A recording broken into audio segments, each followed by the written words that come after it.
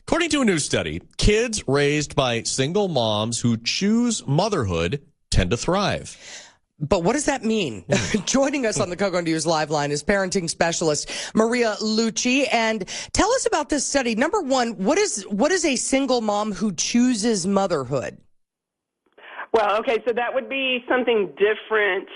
So let's just say it's a career woman who in her 20s, and this is not necessarily in the study, but in her 20s, she is rocking her college, her education, and her career. And then she doesn't have a partner or a parent, a husband or whatever, and she's like, I want a child. So she chooses to get pregnant and outside of marriage. So okay, I'm going to choose my education, I'm going to choose my career.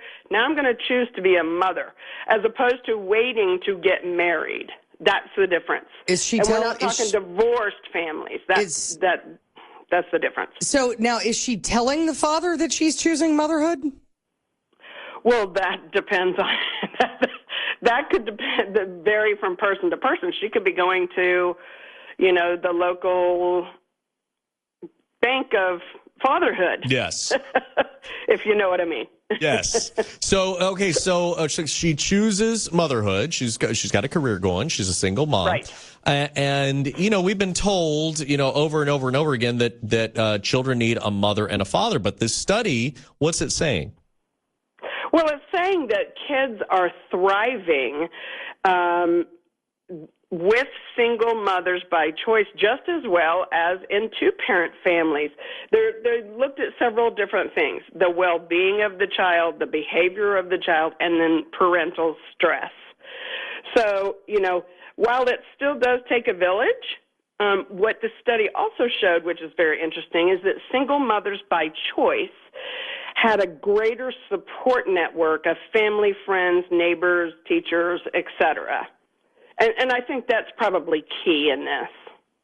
Well, yeah, because I'm thinking about, what is the difference? So you have a single mom by choice who's chosen to do this. So she probably feels pretty confident in her ability, right, to take care of her kids, to be able to do this, as opposed to somebody who, maybe they get pregnant. It's an accident and they're not expecting it. And they decide to go ahead and have the kid, but maybe aren't as financially prepared. Right, and that is a distinction. This study looked at the difference between, an oops versus, no, I'm here, I want to have a child, my clock is ticking, and I'm going to go ahead and do this on my own, and as well as the difference between a divorced single parent. Okay. Oh, okay. All right, so making that distinction between a divorced single parent. Which are they saying that a divorced single parent, that the child would be less likely to thrive in that situation? Well, there are a lot of factors that go into that, and that's great that you brought that up, because if you just think about that scenario, oftentimes there's a lot of negative influences that happen. There can be a lot of dissension between the parents, or there could be conflict, and there could be child custody issues. So that's a whole different level of stress that this study didn't look at, and that's a very big distinction. Yeah, that's the thing. It's a single mom by choice is I'm assuming, a pretty small group among single parents. Right, because single parents, we all know the numbers. It's over 50%, the divorce rate. So there's single parents within there, outside of then second marriages. But this is probably a newer, I don't want to even call it a trend. It's a newer choice. And I think there's a lot of socioeconomic issues that are happening that are allowing women to do this.